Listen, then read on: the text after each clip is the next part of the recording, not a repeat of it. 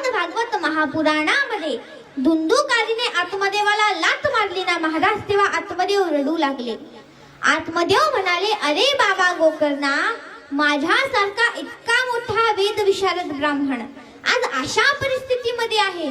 म्हणजे पुत्र असला तरी दुःख आणि पुत्र नसला तरी दुःख. म्हणून संसारी माणसाचे पहिले सुख काय? पहिला सुख निरोगी काया, दुसरा सुख घर में हो माया, तिसरा सुख सुशीला हो नारी, और चौथा सुख पुत्र हो आज्ञाकारी. आहेत का आपल्याकडे हे चार सुख? आहेत आपल्याकडे हे चार सुख? नाही ना. म्हणून तर कबीरजी महाराजांना म्हणावं लागलं होतं की कोई तन दुखी तो कोई मन दुखी, तो कोई तन बिन रहत उदास, थोडे थोडे सब दुखी सुखी राम के दास.